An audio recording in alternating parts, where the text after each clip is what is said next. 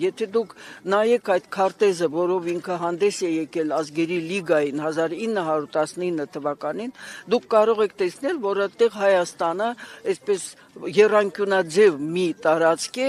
առանց Սյունիքի, առանց Հյուսիսային Թավուշի շրջանի բավականին մեծ մասի, կես Սևանով, որովհետև Սևանի կեսը եւ մնացած տարածքները իր քարտեզի վրա նկարված են որպես Ադրբեջան։ Պատահական չի, որ ազգերի լիգան չի ճանաչել այդ հանրապետությունը, դեմոկրատական իրեն անունը դրած, եւ փաստորեն չճանաչված այդ պետության իրավահաջորդն է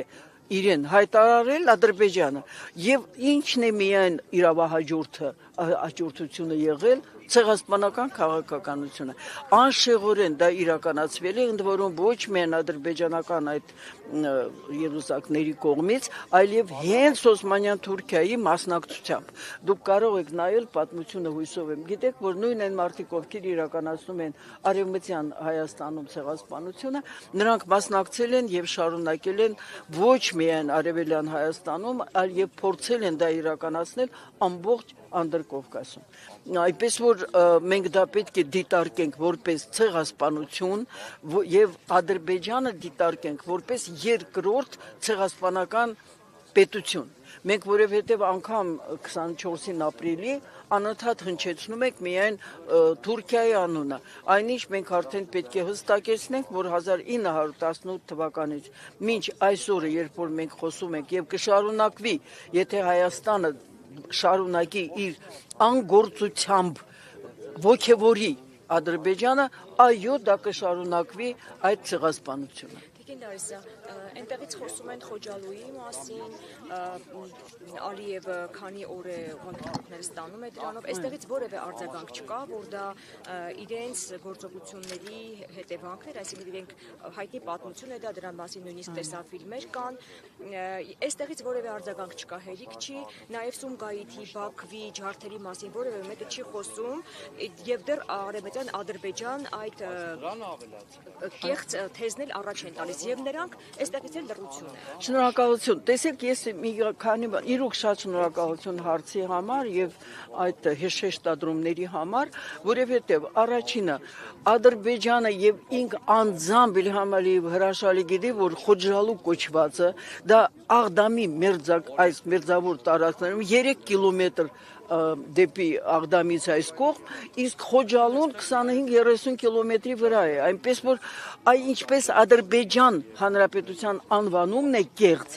նույն ձևի այդ Խոջալու անվանումը կեղծ է, մեկ, երկրորդը, այո, մենք պնդում ենք, ցավոք սրտի Հայաստանի Հանրապետության իշխանությունները հետևողական այդպես էլ չեղան, մենք պնդում ենք, որ հենց այդ Աղդամի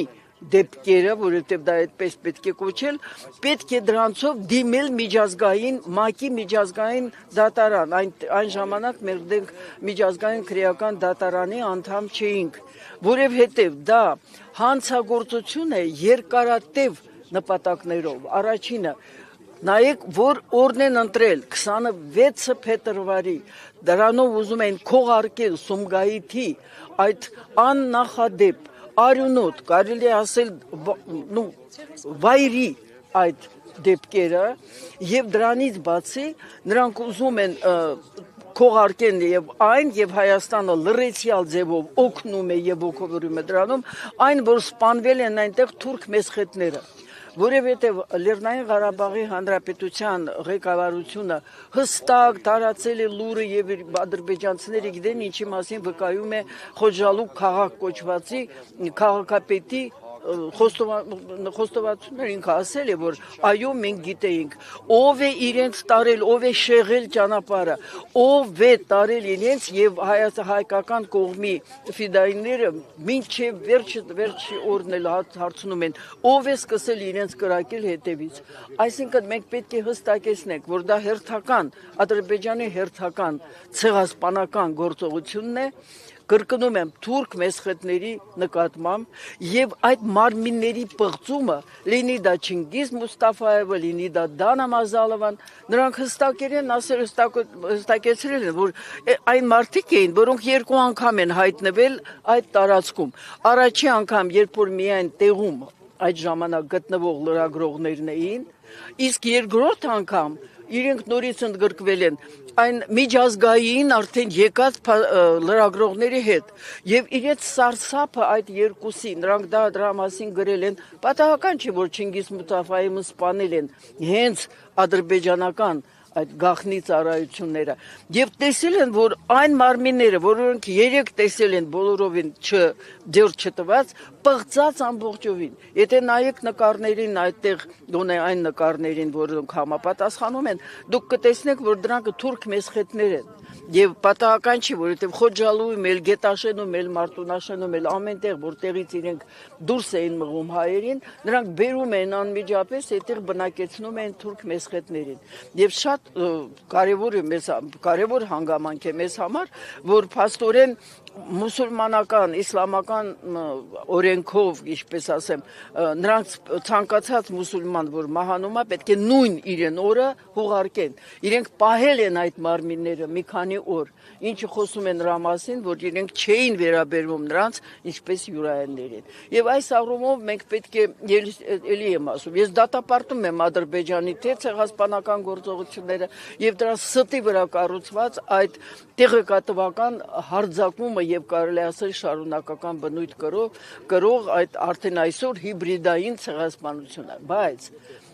ես դատապարտում եմ եւ Հայաստանի Հանրապետության իշխանությունները մանավանդ օրվա ես այսօր կարդում եմ որ ադրբեջանական թերթերում մեջբերում են անում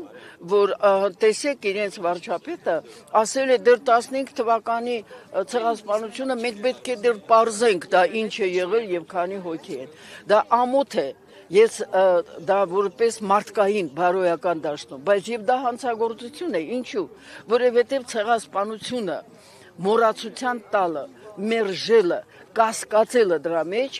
եւս ցեղասպանագետների կողմից ընկալվում է որպես ցեղասպանությանը նպաստող հանգամանքներ։ Եվ մենք պետք է հստակեցնենք, որ այդպես չի, որ 38 տարին անցել է, չեն ընդունել մինչև հիմա մի նորմ, որը վերաբերվեր հատուկ սոցիալական օգնությանը